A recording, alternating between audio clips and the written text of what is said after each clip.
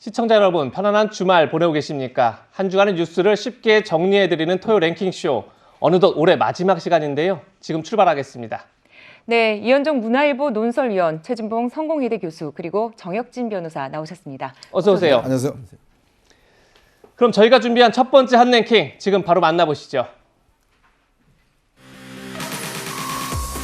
대선 75일 앞두고 전격 사면. 무엇으로도 국민들의 마음을 달래드리기 어렵다는 생각을 하면 내가 이러려고 대통령을 했나 하는 자괴감이 들 정도로 괴롭기만 합니다. 저는 이제 모든 것을 내려놓았습니다. 하루속히 대한민국이 혼란에서 벗어나 본래의 궤도로 돌아가기를 바라는 마음뿐입니다.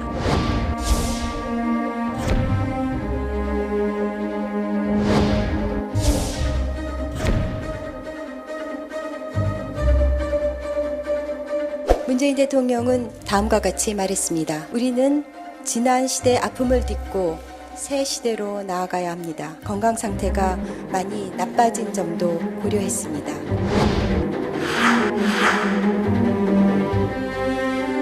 국민 여러분께 송구스럽다는 말씀을 드립니다. 어려움이 많았음에도 사면을 결정해 주신 문재인 대통령과 정부 당국에도 심심한 사의를 표합니다.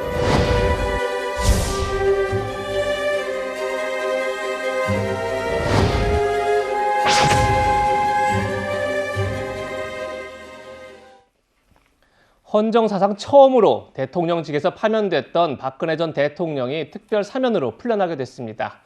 징역 22년 가운데 남은 17년 정도를 면제받게 된 건데요. 오는 31일 0시 석방되면 대선 판도에 어떤 영향을 미칠지 정치권은 촉각을 곤두세우고 있습니다. 이 소식에 앞서서 먼저 석방 이후 박 전 대통령의 거처 논란부터 살펴보겠습니다.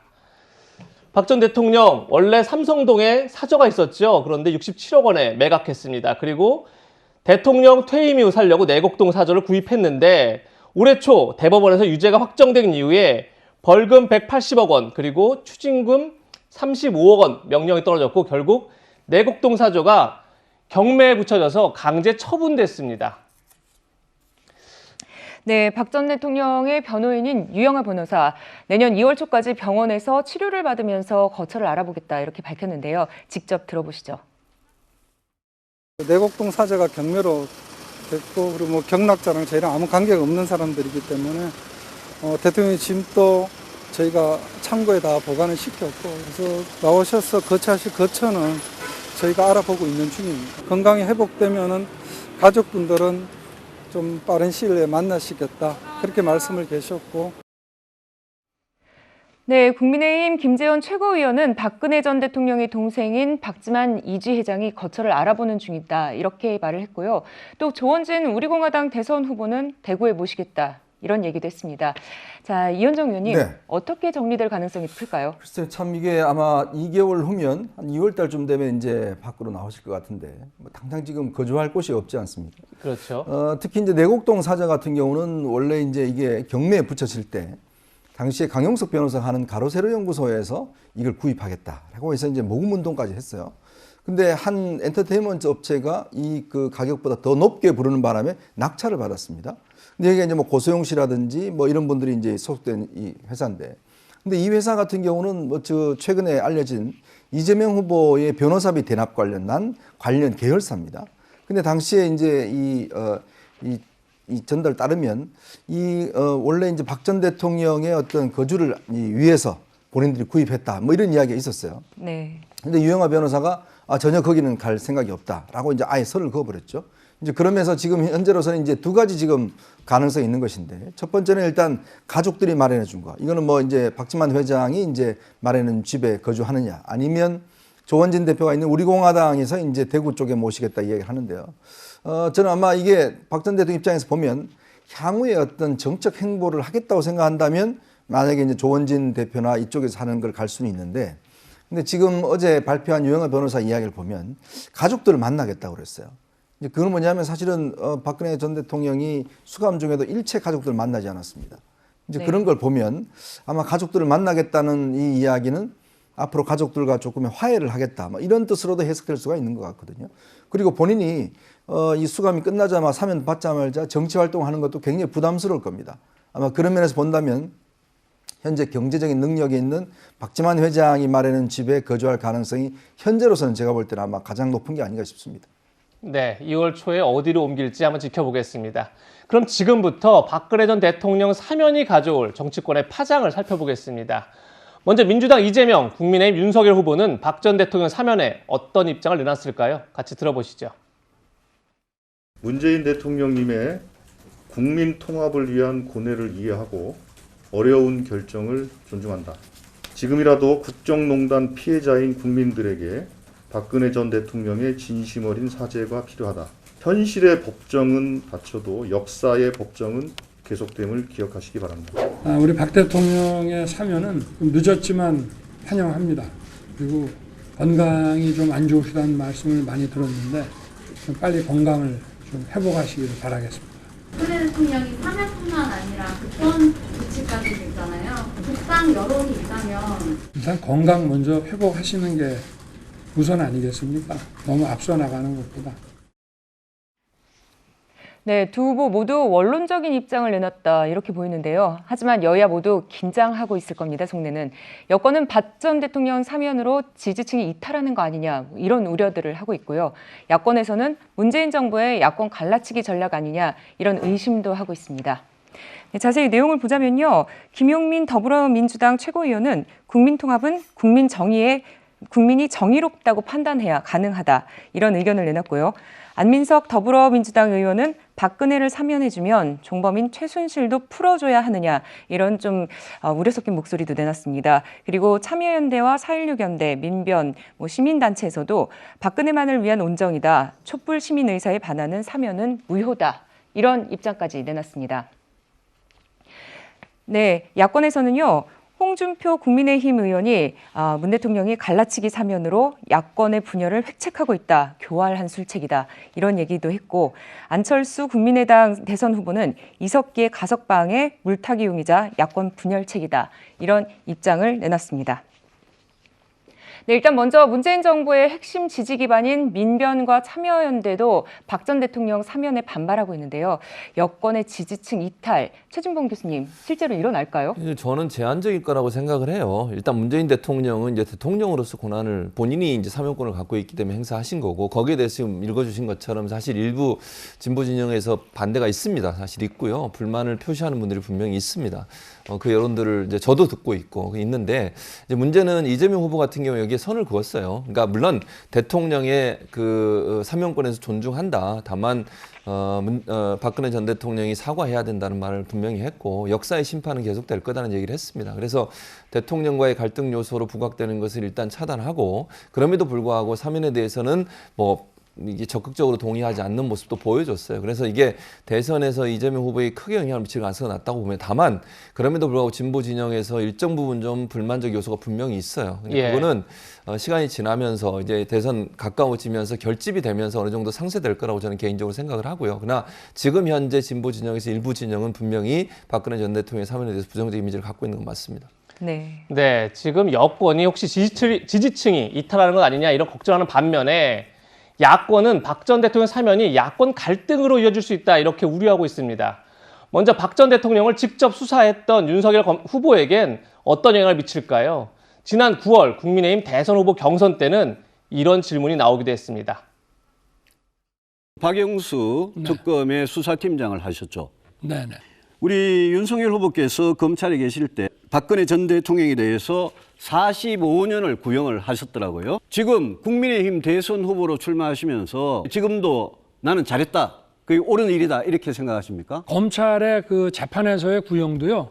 양형 기준표에 따라서 다 구간이 있어가지고 알겠고요. 거기에 따라서 하게 되어 있습니다. 하여튼 법에 따라서 기계적으로 나오는 겁니다. 박근혜 전 대통령에 대한 사면에 대해서는 어떻게 생각하십니까? 제 개인적으로는 이제 이 정도 고생하셨으면 좀 대개 돌아가게 해드려야 되지 않느냐. 45년을 살아야 된다고 그러셨는데 지금은 사면해야 된다고 그거는 이제 말씀하십니까? 재판에서 그렇게 하는 것이고요. 알겠습니다. 사면은 정치적인 문제 아닙니까?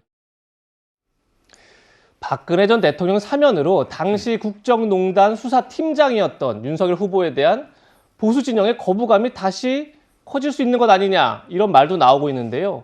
정혁진 변호사께서는 어떻게 생각하십니까? 박근혜 전 대통령처럼 파란만장한 인생이 또 있을까? 만약에 소설 그렇게 쓰면 소설가가 욕먹지 않을까? 그런 생각이 드는데 네. 게다가 지금 전재산 다 날리지 않았습니까? 벌금으로 한 30억 내고 추징금으로 한 35억 내고 이런저런 비용으로 그 삼성동 집이 60몇 억에 팔렸던 걸로 알고 있는데 그거 이제 하나도 없을 거란 말이에요. 그야말로 집두절도 없는 그런 상황이니까 이러한 박 전 대통령에 대해서 지지 내지 동정하는 사람들이 있는 건 사실이고요.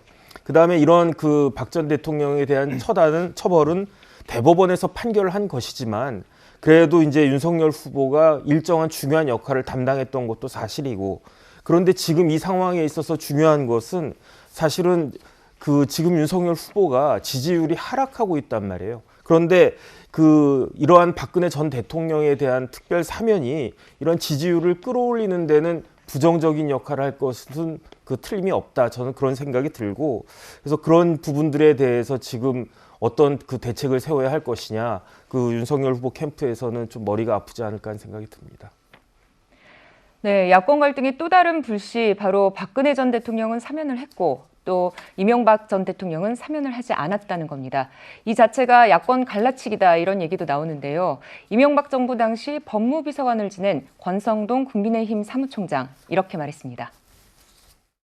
두 분 다 전직 대통령이고 또 고령이고 평안 중이고 그렇기 때문에 두 분 다 하려면 같이 해야 되는데 한 분만 한 것에 대해서는 이 문재인 정부가 결국 우리 야권의 분열을 노린 그런 정치적 술수가 숨어 있다 이렇게 저는 판단을 하고요. 두 번째 이유는 문재인 대통령이 가장 정치적으로 신세를 진 사람이 김경수 전 경남지사입니다. 그러면 결국 문재인 대통령의 마지막 사면은 김경수 전 지사다. 그런 정치적 비난을 피하기 위해서 이명박 전 대통령을 남겨둔 것이 아닌가 그렇게 정치적으로 판단합니다. 네, 권성동 의원의 마지막 말을 들어보면은 문재인 대통령이 임기 말에 김경수 전 지사 사면을 위해서 이명박 카드를 남겨놨다. 이 자체가 야권 분열을 노린 게 아니냐 이런 얘기를 했는데요. 이현정 의원님께서는 동의하십니까? 저는 충분히 그럴 가능성이 있다고 봅니다. 왜냐하면 이번 사면 같은 경우는 문재인 대통령이 그동안 취해왔던 사면에 대한 원칙을 깬 사면입니다. 네. 그럼 뭐냐면 문재인 대통령 그동안 사면에 대해서 부패 사범에 대해서는 사면을 하지 않겠다. 즉 뇌물이라든지 알선 수재라든지 이런 혐의에 대해서는 일체 사면하지 않겠다는 원칙이 있었습니다. 두 번째로는 추징금을 내지 않으면 사면하지 않겠다. 이런 원칙도 법무부가 가지고 있었어요. 근데 이번에 박근혜 전 대통령 같은 경우는 본인이 뇌물죄로 구속돼 있지 않습니까? 근데 사면을 했거든요. 그럼 이 원칙을 깼습니다. 자, 그다음에 한명숙 전 총리 이번에 복권했죠. 근데 왜 복권했냐면 결국은 추징금을 내지 않았습니다. 아직 7억 원 남았어요. 그럼에도 복권을 했습니다. 그리고 이번에 또 이석기 전 의원에 대해서 가석방을 했습니다. 보통 가석방 같은 경우는 한 전체 가석방 대상자의 4분의 1 정도를 가석방을 합니다. 자, 그럼에도 불구하고 가석방을 해줬다는 거죠. 그러면 이번에 과연 박근혜 전 대통령 건강이 굉장히 악화됐기 때문에 사면한 것인데 문제는 주가 뭐였냐? 즉 주가 예를 들어서 한명숙 전 총리나 이석기 전 의원의 이익의 사면이 주였고 그러면 거기에 박근혜 전 대통령을 넣은 거 아니냐? 끼워 넣은 거 아니냐? 이게 왜 그러냐면 사실 올해 초에 이낙연 전 대표를 비롯해서 사면 논의 있었잖아요. 네. 그 논의 자체가 사실 이낙연 전 대표가 불쑥 제기한 건 아니거든요. 예. 여권 내에서 그만큼 논의가 있었단 말이죠. 근데 문재인 대통령이 딱 잘라서 거절해버렸지 않습니까? 이제 그러다가 이제 선거가 75일 남겨두고 바로 사면을 했다는 것 자체는 뭔가 이 사면 자체를 자신의 원칙까지 깨면 사면했다는 것은 이제 정치적으로 어떤 사면권을 쓰겠다는 의미고 예. 그렇다면 왜 전직 대통령 중에서 한 사람은 하고 한 사람은 하지 않았을까? 그럼 결국은 이제 내년 사면한다면 내년 3.1절 정도가 마지막 사면권 행사할 수 있을 겁니다. 그렇다면 아마 그때는 이명박 전 대통령에 대한 사면도 할 가능성이 높고 김경수 전 지사 같은 경우도 2년형을 지금 확정을 받았거든요. 예. 이제 그렇다면 본인이 마지막 퇴임하는 이게 가장 최측근이었던 김경수 지사를 사면하지 않고 갈 것인가? 저는 그렇지 않다고 봅니다. 원칙이란 건요. 한번 깨고 나면 그 다음부터는 깨지기 쉽거든요. 이제 그러면서 본다면 저는 충분히 사면권을 이제 앞으로는 정치적으로 행사할 가능성이 높다. 그동안은 원칙을 이야기했지만 이제 이번 사면부터는 원칙은 없다. 저는 그렇게 봅니다. 네, 지금 이현주 의원께서는 앞으로는 굉장히 정치적으로 사면권을 활용할 수 있다 이렇게 전망했는데 그럼 청와대는 어떤 입장일까요? 보시는 것처럼 정치적 고려는 전혀 없었다. 선거에 대한 고려를 했다면 지금보다 더 좋은 타이밍이 있지 않았을까? 그런 고려는 전혀 하지 않았다 이렇게 밝히면서 이명박 전 대통령이 사면에서 제외된 건 박 전 대통령과 케이스가 다르다. 청와대 고위 관계자가 자신이 본 여론조사에선 두 분의 결과가 차이가 많이 난다 이렇게 밝혔습니다. 이명박 전 대통령과 박근혜 전 대통령 사면에 대한 국민 여론이 크게 다르다 이런 주장인데요. 그래서 저희가 과거 여론조사를 살펴봤습니다. 자, 지난달 여론조사 결과입니다. 박 전 대통령 사면 찬성 20.7%, 이명박 전 대통령 사면 찬성 5.7%. 다만 두 대통령 모두 사면해야 된다 29.0%입니다. 그런데요, 지난 8월 조사긴 하지만 KBS 조사를 보니까 박근혜 전 대통령 사면 찬성이 39.4%, 이명박 전 대통령 사면 찬성이 33.5%로 큰 차이가 없기도 했었습니다. 최진봉 교수님, 예.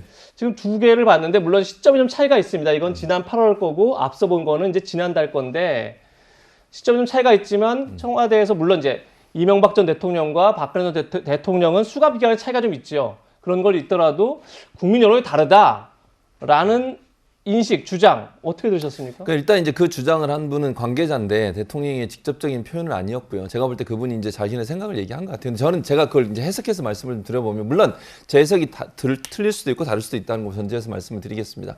일단 이제 뇌물죄, 그러니까 이현정 의원이 아까 얘기했던 뇌물죄로 두 분 다 들어가 있어요. 근데 예. 그 이명박 전 대통령의 뇌물 횡령 이런 게 들어가 있는데 문제는 이명박 전 대통령은 그 대통령의 권한을 이용해서 본인의 이익을 챙긴 분이에요. 물론 박근혜 전 대통령 국정농단 정말 잘못됐죠. 저는 그 경중을 따진다면 그게 더 무겁다고 생각합니다.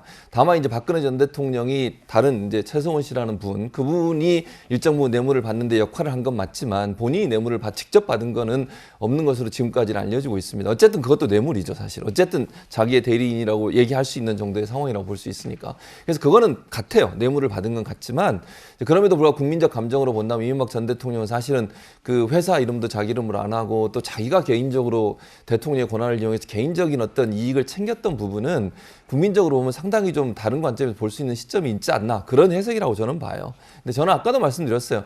두 분이 갖고 있는 그런 어떤 죄의 경중 자체가 저는 다르다고 보지 않아요. 개인적인 의견입니다. 저는. 다만 청와대에서 밝힌 그분의 입장으로 본다고 하면 제가 말씀드린 것처럼 그런 차원에서의 어떤 차이가 아니겠나 개인적으로 그렇게 생각합니다.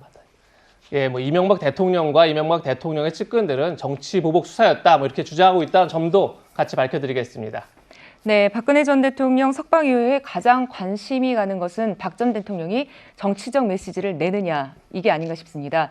지난해에는 총선을 앞두고서는 이런 메시지를 내기도 했습니다. 같이 들어보시죠. 국민 여러분, 박근혜입니다. 비록 탄핵과 구속으로 저의 정치 여정은 멈추었지만 더 나은 대한민국을 위해 기존의 거대 야당을 중심으로 태극기를 들었던 여러분 모두가 하나로 힘을 합쳐 주실 것을 호소드립니다.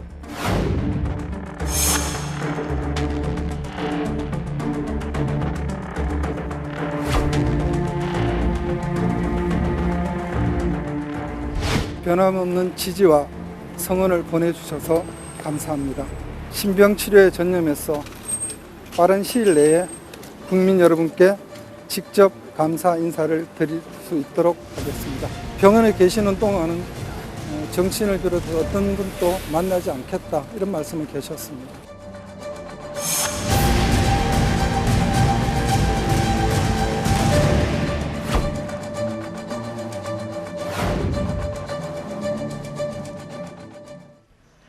네, 유영애 변호사 얘기를 보면은 병원에 계시는 동안에는 정치인을 만나지 않겠다 이렇게 얘기를 했는데 이걸 반대로 보자면은 퇴원 이후에는 만날 수 있다 이렇게 들리기도 합니다. 박 전 대통령 대선 앞두고서 정치적 메시지 낼 수 있을까요? 이현정 의원님 어떠십니까? 글쎄요, 이제 아마 퇴원 날짜가 한 2월 초로 된다면 2월 11일이 일단 후보 등록일입니다. 그렇게 된다면 이제 본격적인 선거전이 치러지는 단계거든요. 지금 단계에서 이제 박 전 대통령이 어떤 메시지를 낼까 이제 관심인데, 예를 들어서 뭐 중립적인 메시지, 뭐 이것도 저것도 아닌 중립 메시지를 낼 가능성이 있는 것이고, 또 하나는 윤 후보에게 뭔가 힘을 실어주는 메시지를 낼 수가 있고, 또 또 뭐 반대로 생각하면 윤 후보에게 섭섭함과 어떤 그런 메시지를 낼 수 있는 가능성이 있죠. 이제 그것이 메시지에 따라서 영향을 미칠 수는 있다고 봅니다.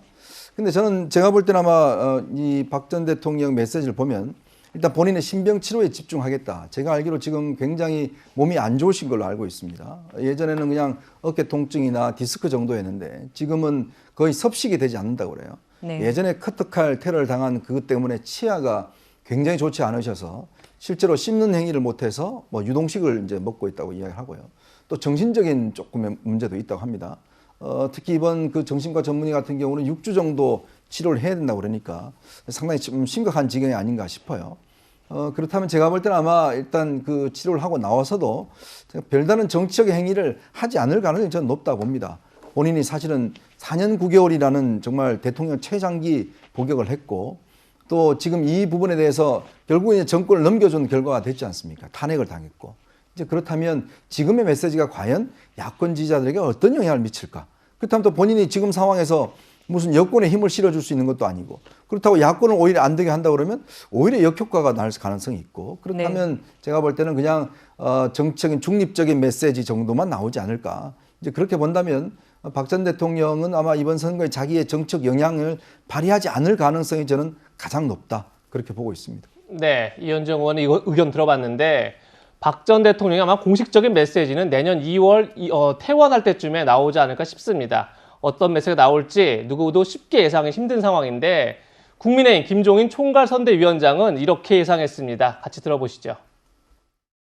크게 무슨 대선에 영향을 미친다고 보질 않아요. 박근혜 대통령의 입장에서 지금 정권 교체라고 하는 것에 대해서 다른 입장을 가질 수가 없기 때문에 윤석열 후보에 대한 무슨 방해가 된다거나 그런 일은 일어나지 않으리라고 생각합니다.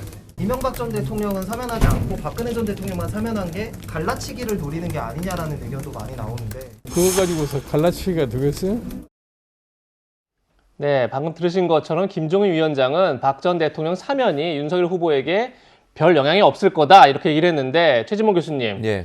희망사항일까요? 아니면 뭐 정확한 예측일까요? 어떻게 보십니까? 저는 희망사항이라고 봐요. 그러니까 물론 제가 이렇게 얘기하는 게 무슨 그게 갈라치기가 될 거다 이렇게 예상하는 게 아니고요. 예. 그렇게 되길 바라는 마음이 저는 담겨 있다고 봐요. 왜냐하면 우려는 남아 있어요. 그러니까 당장은 제가 볼 때 신병치료 때문에 특별한 행동을 안 하실 거라고 저도 보고요. 발언도 안 하실 거예요. 다만 저는 우려되는 게 뭔지 아세요? 최근에도 그 병원 앞에가 축하연을 하고 막 이런 집회를 하시잖아요. 네. 또 정치인들이 본인의 입장을 담아가지고 박근혜 전 대통령의 입장인 것처럼 전언을 전하거나 말을 하거나 인터뷰를 하거나 이런 문제가 또 다른 문제를 발생시킬 수 있어요. 저는 그런 행동 자체가 도리어 저는 뭐 안 좋은 행동이라고 생각을 합니다.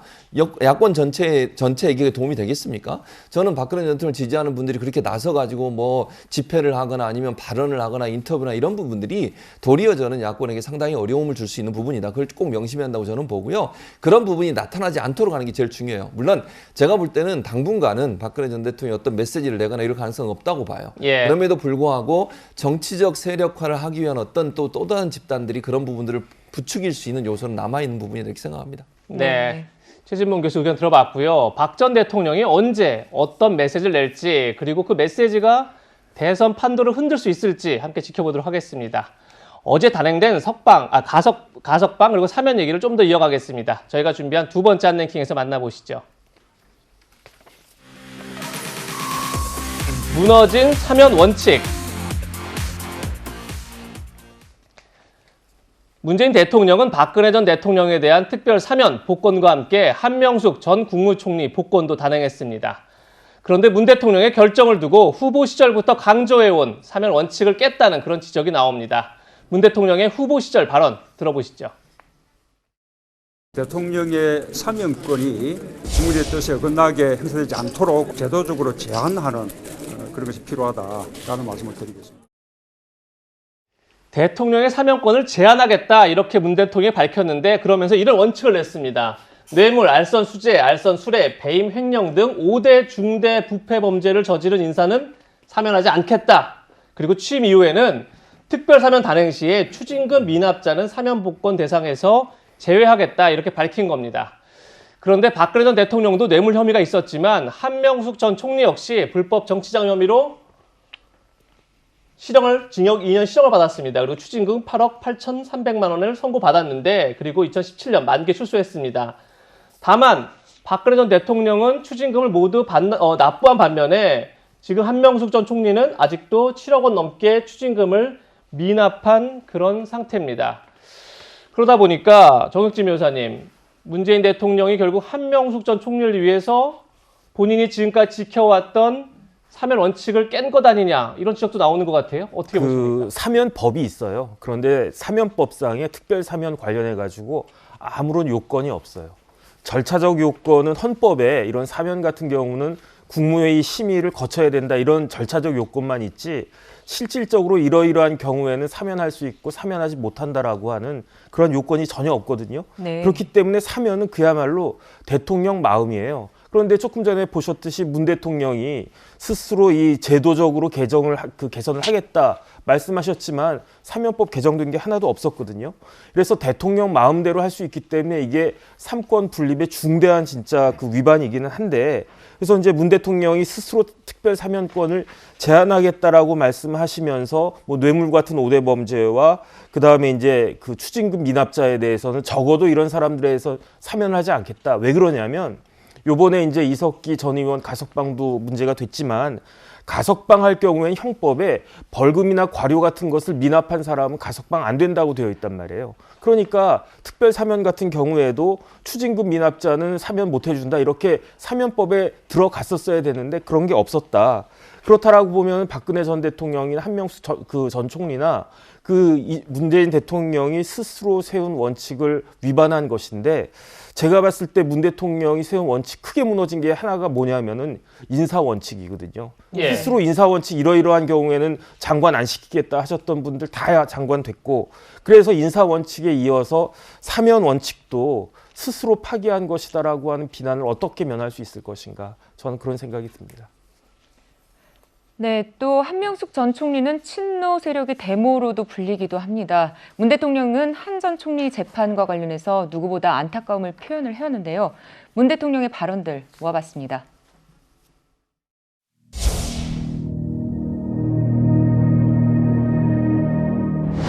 네, 정말 참담한 심정입니다. 검찰의 정치화에 이어서 법원까지 정치화되었다는 그런 우려를 금할 수가 없습니다. 이번 사건은 돈을 준 사람도 없고 돈을 받은 사람도 없는 사건입니다.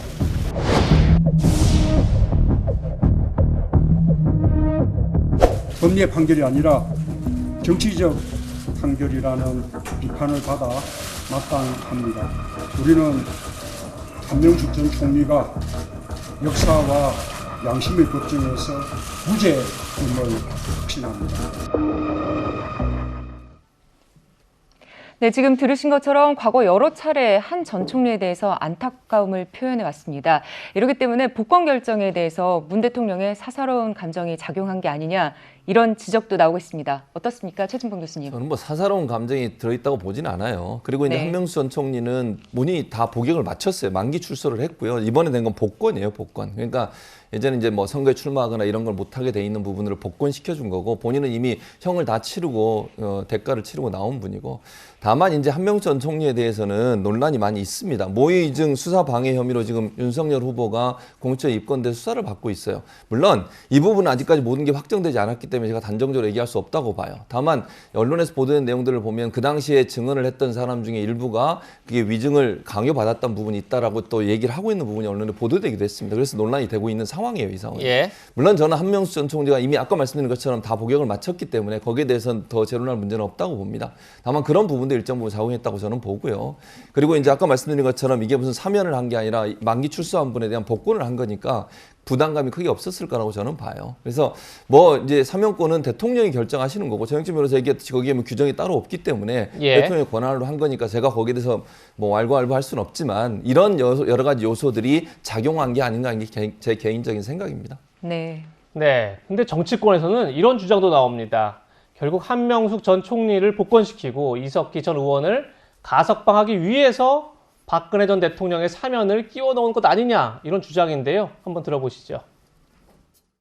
박근혜 전 대통령에 대한 특별 사면, 이석기 사면에 대한 물타기라고 저는 생각합니다. 가석방을 하기 위해서는 본인이 뉘우쳐야 되는데요. 전혀 그런 게 없습니다. 가석방 요건이 되지 않는다고 생각하고 국민들의 저항을 막으려고 박근혜 대통령 특별 가석방으로 물타기하는 것이 아닌가. 그러니까 짝맞추기죠, 한마디로. 이현정 의원님, 보기에 따라서 뭐 균형을 맞췄다 할 수도 있을 것 같고 지금 안철수 후보는 짝 맞췄다 이렇게까지 표현했는데 결국 어떻게 보면 한명숙 총리를 위해서 박근혜 전 대통령을 끼워 넣었다 이런 주장인데 동의하십니까? 일단 저는 지금 이제 대통령 선거 시즌이니까 정말 다음 대통령은 제발 지키지 않을 말씀 좀 하지 마시라 이런 이야기를 드리고 싶습니다. 네. 본인이 사실 문재인 대통령 나 사면권 절대로 이 제한적으로 행사하겠다 그렇게 이야기를 강조해 오셨잖아요. 근데 지금 와서 보면 다 그게 무너진 거 아닙니까? 결국 이렇게 될 거였습니다. 저도 수차례 이야기했지만 결국 이렇게 될 거라고 예언을 했습니다. 그러니까 그게 뭐냐면 결국 사면권이라는 게 이게 대통령의 고유한 권한이기 때문에 자기가 쓸 수 있는 대로 쓸 수밖에 없는 거죠. 예. 근데 지금 와서 이렇게 이야기를 하고 있고 더군다나 사과가 없다. 사과가 없기 때문에 사면권 하면 안 된다라고 지금 이재명 후보라든지 지금 여당이 주장하고 있어요. 한명숙 총리 사과하셨나요? 아직까지 본인은 이 죄에 대해서 인정하고 있지 않습니다. 아직까지 돈 안 받았다고 이야기를 하고 있어요. 한마디의 사과도 없었습니다. 그런데 복권을 해주잖아요. 근데 그거 뭐가 차이가 나죠? 그럼 박근혜 전 대통령 사과 안 했다고 사면하지 말라는 거 하고 그다음에 한명숙 총리는 사과하지 않았는데 복권해 준 거 하고 이 결국 내 편과 내 편은 다르다는 의미 있는 것이고 더군다나 이석기 의원 같은 경우는 일반 범죄가 아닙니다. 이 내란 음모 범죄예요. 자, 국가 체제를 전복하려고 했던 범죄입니다. 그리고 본인은 절대 사과하지 않았습니다. 절대 반성하지 않았어요. 그런데 모범수한테 해주는 가석방을 한 거 아니겠습니까? 근데 본인도 뻔히 나와서 자기가 출소하자마자 나와서 자기가 죄진 게 없다. 더군다나 지금 본인이 원래 전자팔찌를 짜야 되는데 끝까지 안 찬다고 그러다가 나중에 찼거든요. 이제 그런 걸로 비춰보면 결국 이번에 어떤 사면 자체는 이 결국 여권 지지자들의 어떤 하나의 원팀을 위한 저는 사면이 아니었나. 그동안 사실은 여권에서 끊임없이 주장해왔던 한명숙 총리에 대한 사면, 그 다음에 진보 진영이 주장해왔던 민노 총리가 주장해왔던 이석기 전 의원에 대한 사면, 가석방. 이거를 이뤄내기 위해서 결국 박근혜 전 대통령 사면을 함께 한 거 아니냐. 그렇기 때문에 다음번에도 아마 이명박, 김경수 이런 사면이 있을 것이라는 예측이 나오는 거잖아요. 그러니까 결국은 이번 같은 게 보면 그동안 그렇게 강조해왔던 사면 원칙을 깬 이유, 결국은 내년 대선을 위한 게 아닌가 저는 그렇게 보고 있습니다. 네, 어제 가석방된 옛 통합진보당 이석기 전 의원, 박근혜 전 대통령 사면을 강하게 비판하고 나섰습니다. 그 목소리 먼저 들어보겠습니다.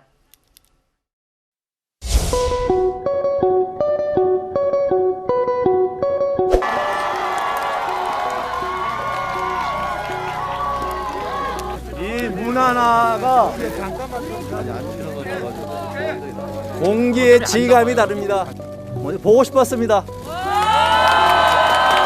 이런 야만적인 정치적인 행태는 다시는 없어야 합니다. 박근혜 정권의 악랄한 탄압으로 말 몇 마디로 현역 의원을 감옥에 쳐넣은 사람이 사면이 되고 그 피해 자산은 이제 나와서 가석방이라는 형식을 띠는 것에 대해서 참으로 통탄스럽습니다.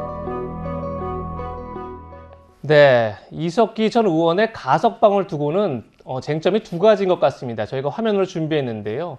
먼저 자유민주주의 헌법 정신을 부정한 내란 선동 혐의가 유죄로 확정된 상황에서 과연 가석방이 적절했냐 그 문제가 먼저 있겠죠. 네. 지금 이석기 전 의원 내란 음모, 내란 선동, 국가본법 위반 모두 유죄가 됐었습니다. 1심에서는. 그런데 2심에서는 내란 음모 혐의는 무죄가 됐습니다. 다만 북한이 공격을 하면 우리도 후방에서 주요 시설을 파괴해야 된다 이런 말을 하는 것은 내란 선동이다 이렇게 유죄가 확정돼서 지금 징역 9년 선고를 받았었죠. 그런 상황에서 과연 가석방이 적절했느냐 이런 문제 하나 있고요. 두 번째는 이거 같습니다. 다음 화면을 좀 준비해 주시죠. 조금 전에 정혁진 변호사께서 특별 사면은 조건이 없다. 대통령이 알아서 하는 거다 했지만 가석방은 형법에 조건이 정해져 있습니다. 보니까 두 가지가 있던데 하나가 형기의 3분의 1 이상을 채운 수용자다. 그런데 이석기 전 의원은 이미 80% 이상을 채웠기 때문에 대상이 되는 거죠. 논란이 되는 건 이거 같습니다. 개정의 정의 현저한 때 가석방을 한다. 이렇게 지금 형법에 되어 있는데 이석기 전 의원도 나오자마자 글쎄 개정의 정의라는 게 이제 반성을 의미한 건데 반성을 한 것 같지는 않습니다. 그러면 이 가석방 조건에 형법을 위반한 것 아니냐 이런 말도 나오는데요. 어떻게 보십니까? 일단 형법 72조 1항에 보면은 행상이 양호하고 개전의 정이 현저해야 된다 이렇게 되어 있고요. 그다음 또 형집행법에도 비슷한 요건이 있어요. 형집행법 보면 여러 가지 고려 사항이 있는데 교정 성적, 수용 생활을 잘했느냐, 그다음에 재범의 위험성이 있느냐 이런 부분들을 봐야 되거든요. 그런데 여기서 조금 전에 앵커가 말씀하신 것처럼 개전이라고 하는 것이 뭐 전쟁을 일으킨다는 뜻이 아니고 그 사전을 찾아보면은 잘못을 뉘우치고 마음을 바르게 고쳐먹는다 이런 뜻이란 말이에요. 그런데 그 내란 선동 혐의로 그 구속돼가지고 지금 가석방 되고 나온 사람이 자기가 잘못한 거 하나도 없다 이렇게 이야기를 하면 이 개전이란 말을 사람들이 잘못 그 이해하고 있는 것이 아닌가 그런 생각이 들 정도로 조금 굉장히 부적절하다 그런 생각이 듭니다. 네, 그러면 최진봉 교수님께서는 어떻게 생각하십니까? 그러니까 일단 이 부분은 그러니까 저는 이렇게 생각해요. 이번 사면이 여권의 통합을 이루는 건 지금 그렇게 되고 있습니까 상황이? 도리어 사실은요 여권에서는 불만과 반대가 많아요. 이석기 지금 전 의원도 지금 나오면서 뭐라 그럽니까? 사면 왜 박근혜 대통령이 사면하니 이러면서 또 문제를 이제 지적하고 있어요. 그러니까 제가 볼 때 여러 가지 상황을 고려하고 국민 통합이라는 여러 가지 상황을 고려해서 했을 거라고 저는 보고요. 그러니까 대통령 입장에서야 여러 가지 고민이 있지 않겠습니까? 그런 부분들이 종합적으로 작용돼서 이번 사면이 이루어졌다고 저는 봅니다. 네. 어제 단행된 특별 사면 소식까지 짚어봤습니다. 지금부터 대선 후보 소식으로 이어가겠습니다. 저희가 준비한 세 번째 한랭킹입니다. 내우, 외환, 윤석열. 내년 3월 9일 대선까지 이제 2달 남짓 남았습니다. 이재명, 윤석열 두 후보는 젊은 표심 잡기에 여념이 없는데요. 먼저 어제 공개된 두 후보의 색다른 모습부터 만나보시죠.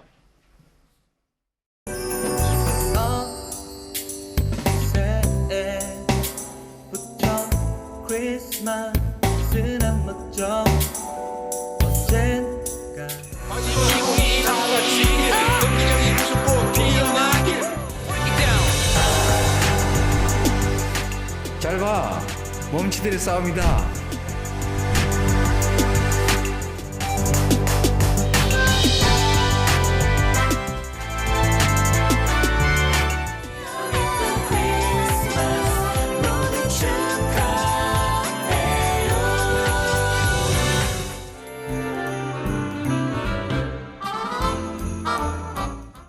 엄밀히 말하면 집밥.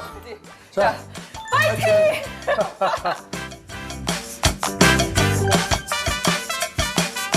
아니 근데 활질이 진짜 한두 번 해보신 그런 솜씨가 아닌 것 같아요. 진짜 맛있네요.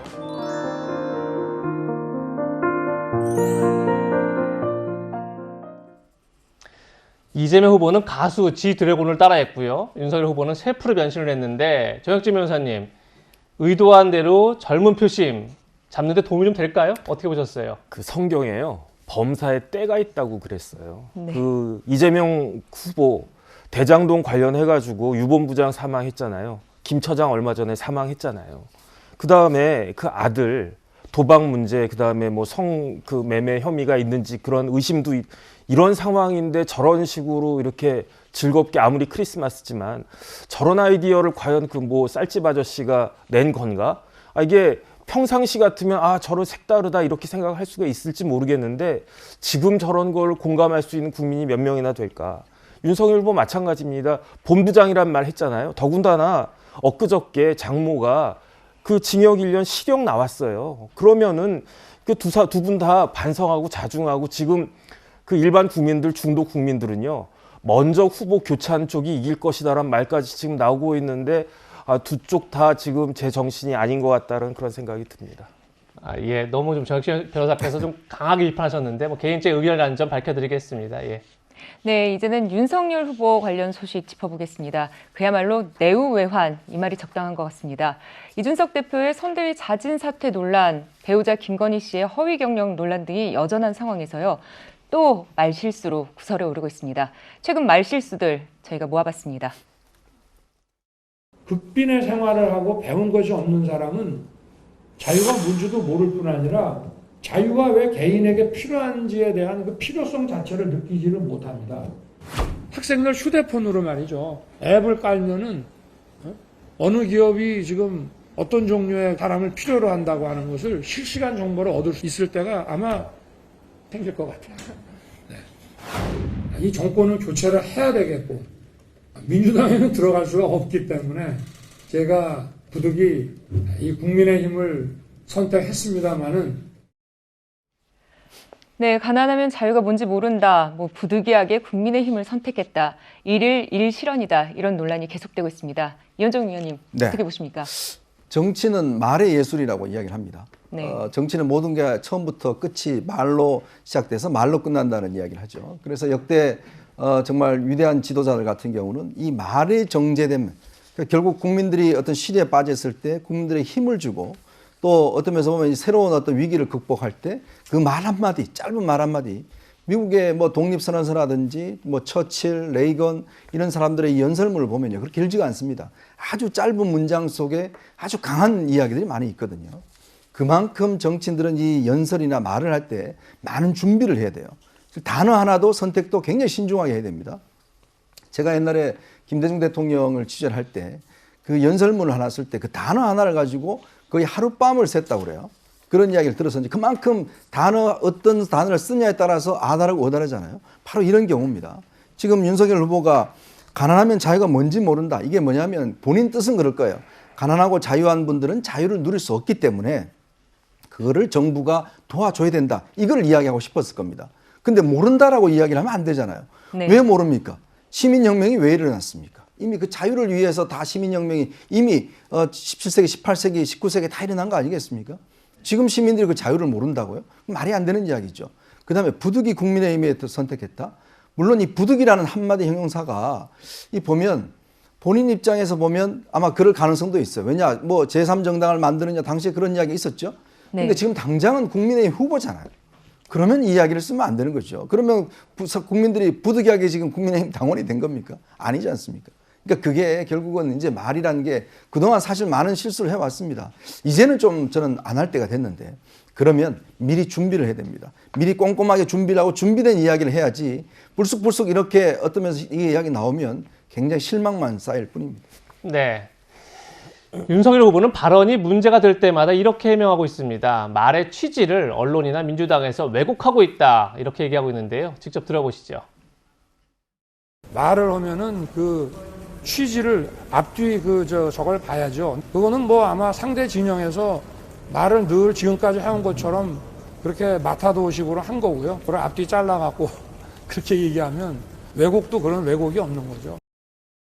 네, 지금 이 발언은 가난하면 자유를 모른다라는 이제 발언이 문제가 되니까 저렇게 해명을 한 건데 최진봉 교수님, 네. 조금 전에 이현정 의원께서도 정치란 것은 말의 예술이다 이렇게 얘기를 했는데 계속 본인의 취지가 잘못 전달되고 있다면 뭔가 본인이 잘못 얘기하고 있는 거 아닌가요? 잘못하고 있는 거죠. 저는 좀 안타까운 것은 윤석열 후보가 그걸 빨리 깨달으셔야 돼요. 저렇게 계속 하시다 보면 그 말은 지금처럼 하시겠다는 거잖아요. 저 말의 취지를 들어보면 본인은 잘못 얘기한 게 없는데 그 취지를 잘못 이해해가지고 그렇게 하면 어떡하냐 이렇게 억울하다는 표현을 한다는 말은요. 앞으로도 계속 그런 식으로 얘기하겠다는 거예요. 근데 이현정 의원 얘기했잖아요. 그렇게 해서는 안 돼요, 절대로. 그리고 자유라고 하는 거를 가난하면 모른다. 그렇게 얘기하셨어요. 뭐 그걸 취지를 따로 따질 게 뭐가 있습니까?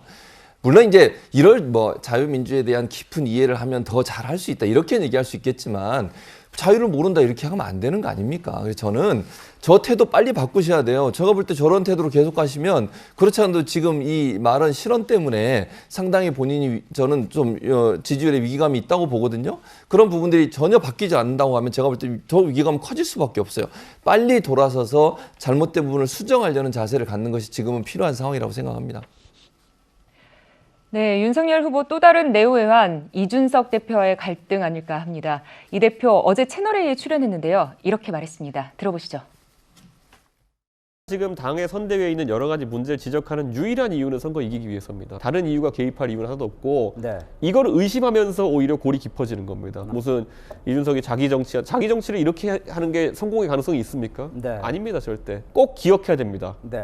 과거에 새누리당에 잘못된 일들이 있었을 때 그것을 지적할 수 있는 용감한 정치인들이 없었기 때문에 지난 5년 가까이 우리는 벌을 받은 것입니다. 잘못되고 있다면은 공개적으로 이야기할 수 있는 용기가 있어야 되는 것이고, 그리고 그걸 하지 않으면은 나중에 우리 또 벌 받을 겁니다. 네, 이준석 대표, 자기 정치를 내가 왜 하겠느냐, 선거에서 이기기 위해서 문제 제기를 하는 거다, 이렇게 얘기했는데요. 이현정 의원님, 네. 어떻게 보십니까? 그러니까 아무리 뜻이 좋더라도 어떤 방식을 통해서 하느냐에 따라서 그 결과는 정반대로 나타날 수가 있습니다. 네. 자, 지금 이준석 대표의 저런 행보가 있고 난 다음에 지금 국민의힘이나 윤석열 후보의 지지율이 어떻게 됐죠?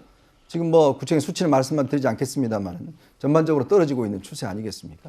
네. 근데 보면 결국 자기는 옳고 자기 말이 옳은데 왜 다른 사람에 대해서 이 나를 이제 비난하느냐, 자기 정치하는 거 아니냐, 이렇게 이야기를 하고 있는 건데요. 우리가 보통 그렇게 이야기를 합니다. 자기는 옳고 다른 사람 틀렸다는 거를 우리는 독선이라고 이야기를 하죠.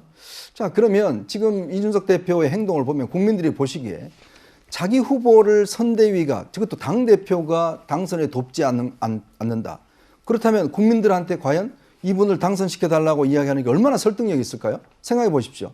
아니, 내가 내 후보를 지금 돕지 않고 내가 내 후보를 내가 선대위에 참여하지 않는데 국민 여러분 이 사람 지지해 주세요라고 이야기할 수 있는 건가요? 그것도 당대표가? 나는 당무만 할게요. 지금 당에 국민의힘 당무가 뭐가 있습니까? 이 정권 교체 말고 당무가 뭐가 있죠? 뭘 한다는, 축사하는 거예요? 어디 가서? 뭐 공천권 행사하는 거예요? 그게 지금 당무입니까?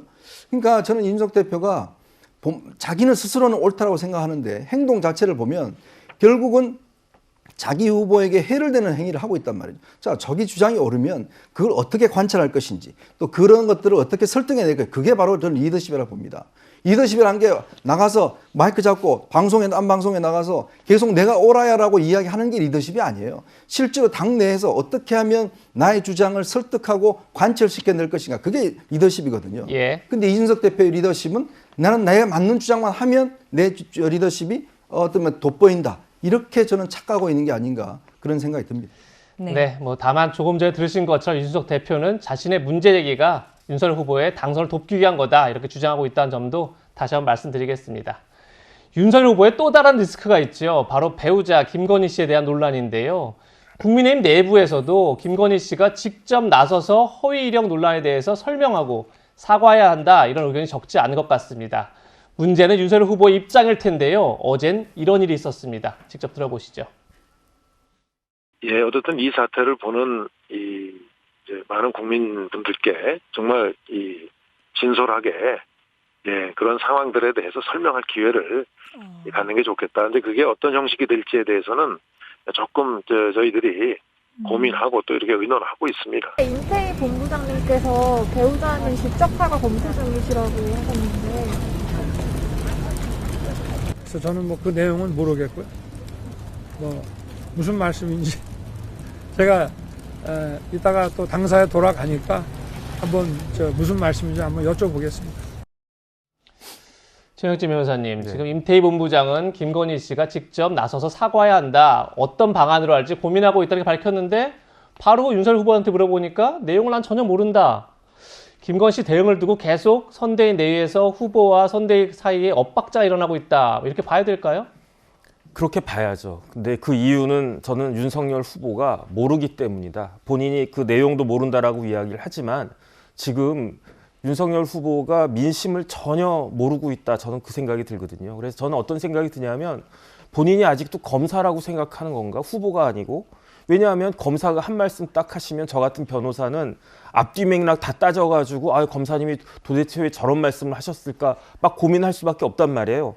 그러면 윤석열 후보는 지금 국민들 앞에서 이런저런 이야기 한마디씩 딱 해놓고 그거를 왜 국민들이 제대로 이해 못하느냐, 이런 이야기를 하는 것이 아닌가, 저는 그런 생각이 들 수밖에 없고, 김건희 씨 경력이 윤석열 후보 입장에서 별거 아닌 것 같아 보여도 객관적으로 과장 허위가 있단 말이죠. 그다음에 물론 그때가 결혼하기 전이고 나이도 30대 초중반 때 있던 일들이 많으니까 뭐 그때 그럴 수도 있지라고 생각을 하지만 민심은 그게 아니란 말이에요. 그 윤석열 후보가 바뀌지 않으면은 그 최진봉 교수님 조금 전에 말씀하신 것처럼 그 절대로 문제가 해결되지 않을 것으로 저도 생각이 됩니다.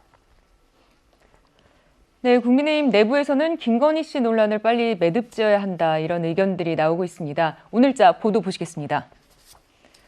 네, 국민의힘 중진 의원은 다음 주부터 언론들이 신년 여론조사를 한다 이렇게 얘기를 하면서 그 전에 김건희 씨에 대한 부정적인 여론을 최대한 정리해야 할 것이다 이런 얘기를 하게 됐습니다. 또 국민의힘 선대위 한 인사는요.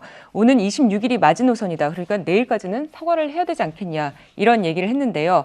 이현정 의원님. 네. 김건희 씨가 내일이라도 당장 나와서 사과해야 된다 이런 네. 건데 가능할까요? 일단 윤석열 후보가 본인이 이야기하자면 저는 국민이 불러서 나왔다라고 이야기를 하지 않습니까? 네. 국민이 왜 불렀겠습니까?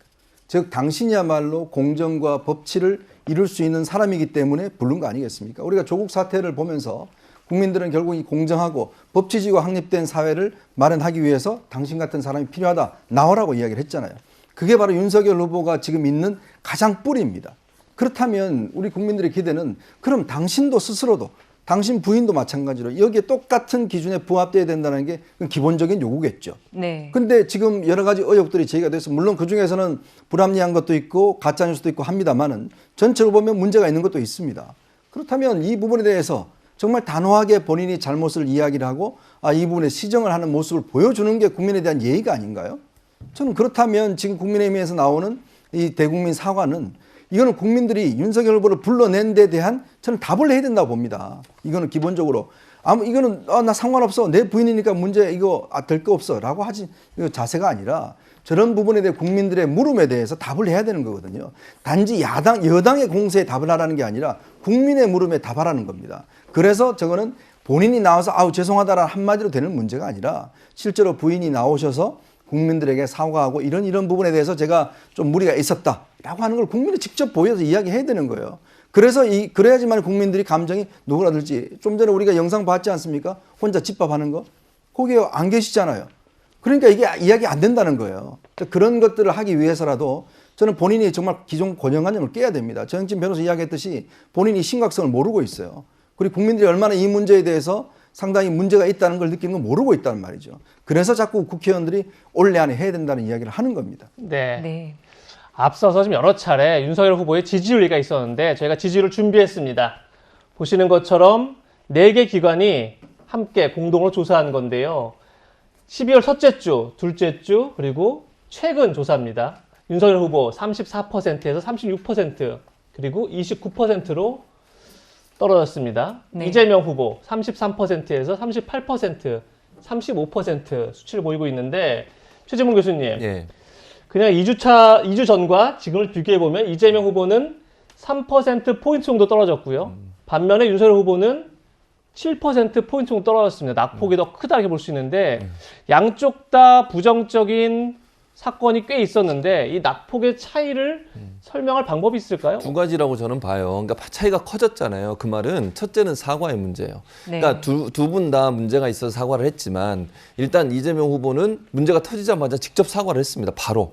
그런데 윤석열 후보는 터지자마자 3일 동안 아니 일부가 허위이지 전부가 허위가 아니다. 내가 뭐 이것도 결혼하기 전에 있는데 뭐가 문제가 되느냐 이런 식으로 약간 회피하는 듯한 태도를 보였어요. 그게 국민들한테 상당히 부정적으로 느껴질 수 있거든요. 그러니까 사과를 하고 국민들은요 일단 그런 의혹이 나오면 후보 입장에서 나와서 사과하고 유감을 표명하고 그리고 나서 해명을 나중에 할 수 있는 거잖아요. 예. 근데 사과를 안 하려고 자꾸 미루는 듯한 느낌을 준 것이 전체적으로 책임을 안 지려는 태도가 아닌가 하는 비판.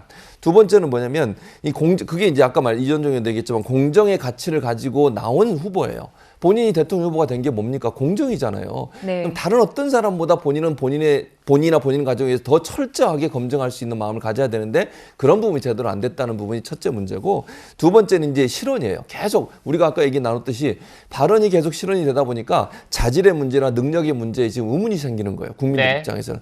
그런 두 가지 문제가 결국은 격차를 더 벌어지게 만드는 요소가 아닌가 하는 생각이 듭니다. 네, 잘 알겠습니다. 그럼 이번에는 이재명 후보 리스크를 살펴보겠습니다. 저희가 준비한 마지막 한 랭킹에서 만나보시죠.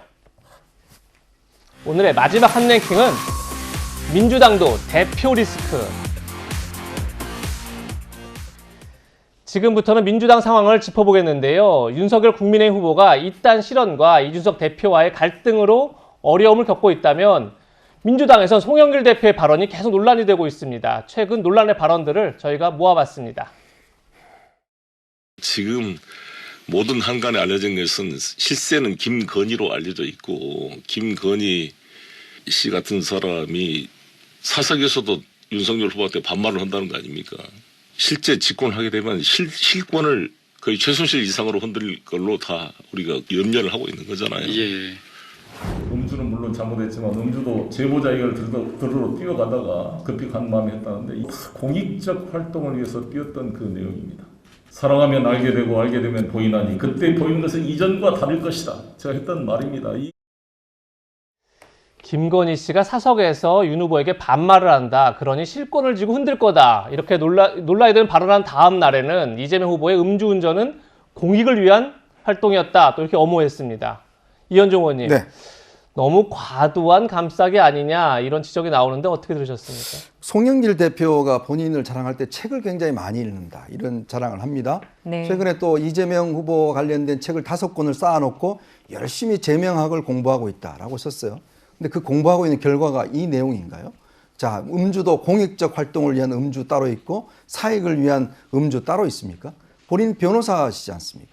그 법정에 그런 게 있나요? 정영진 변호사님 법정에 공익을 위한 음주는 감경할 수 있다 이런 조항이 있나요? 세상에 이렇게 어떻게 이야기를 할 수 있는가 모르겠어요. 더군다나 무슨 반말을 하기 때문에 부부간에 그건 실세다? 아니 반말하는 그 부부간에 전부 다 그러면 아내가 실세입니까? 아니 저는 정말 이 송영길 대표의 정신세계를 잘 이해를 못하겠어요. 그러니까 이게 과연 후보한테 도움이 될까요? 당대표가 참 야당 대표도 그렇습니다만 솔직히 여당 대표도 이 대표 리스크가 보통은 아닌 것 같습니다. 네, 송 대표의 또 다른 발언이 얘기가 되고 있는데요. 이재명 후보 장남의 상습 도박 의혹 그리고 성매매 의혹이 논란이 되고 있는 상황에서 이런 얘기를 했습니다. 송영길 대표가 한 방송에서요. 이재명 후보의 아들을 당에서 불러다가 취조하듯 별도 조사를 했다. 이런 얘기를 했는데요. 이후에 민주당이 사실과 다르다 이렇게 정정하는 일도 있었습니다. 네.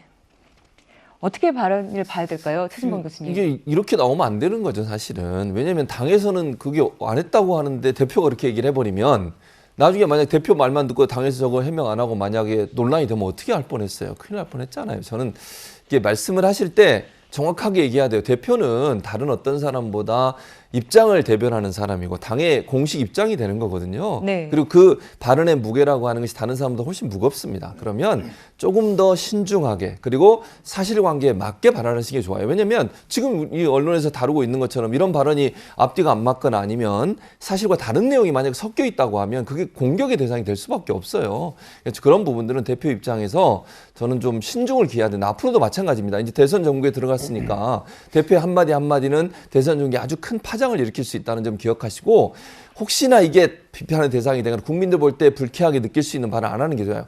음주운동 발언도 안 하시는 게 좋아요. 괜히 그거 꺼내서 필요 없는 말을 했고 물론 저희 집은 아내가 반말하고 실권을 갖고 있습니다만 네. 그럼에도 불구하고 그런 말이 무슨 필요가 있겠어요. 사실 예. 그건 직접적인 연관은 없는 거잖아요. 그런 차원에서 본다고 하면 그런 말을 할 필요가 없다. 괜히 긁어 부스럼을 만드는 행동은 안 하시는 게 좋을 것 같다 생각합니다. 네. 최진범 교수의 깜짝 자기 고백까지 들어봤는데요. 자, 이재명 후보의 리스크 또 있습니다. 바로 이제 대장동 개발 특혜 의혹이 아닐까 싶은데 최근 극단적 선택을 한 김문기 성남도시개발공사 처장을 두고 이 후보가 거짓말하고 있는 게 아니냐 이런 논란이 계속되고 있습니다. 이 후보는 성남시장 시절일 때 김문기 처장을 알지 못했다 이렇게 밝혔는데 지금 보시는 것처럼 성남시장 재직 시절에 김 처장과 출장 함께 갔고 앞에가 이재명 후보고 사실 바뀌었지만 지금 유동규 전 본부장, 김문기 전 처장 등이 함께 있는 사진이 잇따라 나온 겁니다. 네. 하지만 이재명 후보는 여전히 김문기 처장이 기억에 나지 않는다 이렇게 말하고 있습니다. 뭐 일부에서는 그 산하 직원이고 뭐 해외 출장도 같이 갔는데 어떻게 모를 수 있냐 그러지만 제가 뭐 그 실제로 하위 직원이라서 기억이 안 나고요. 하위 직원이기 때문에 뭐 그 사람들은 저를 다 기억하겠죠 당연히. 저는 그 기억에 남아 있지 않은 사람이었는데. 국민을 정말 바보로 알지 않고는 할 수 없는 일이라고 생각이 들고 자기에게 불리한 기억이 통째로 지워졌다고 한다면은 그래서 진짜로 기억이 안 난다고 한다면 지금 대통령 선거운동하고 다니실 상황이 아닙니다. 치료받으셔야 됩니다 그러면. 정혁진 변호사님, 사실 뭐 아냐 모르냐가 중요한 건 아니지만 알면서도 알지 못한다고 말하는 것 자체가 지금 뭔가 대장동 의혹 관련해서 뭐 숨기려는 게 아니냐 이런 의혹을 계속 번지고 있는 것 같은데 지금 사진이 많이 나왔어요. 그런데도 이재명 시장은 당시 성남시장이었을 때는 전혀 몰랐다 주장하는데 어떻게 봐야 할까요, 저희가? 이재명 당시 시장이 출장을 많이 다니셨던 거 아닌가 생각이 들어요. 하도 출장을 많이 다니니까 뭐 막 헷갈리기도 하고. 그런데 저는 시점이 아주 중요하다고 생각을 하거든요. 이 출장 간 게 2015년 1월 달입니다. 2월 달에 무슨 일이 있었냐?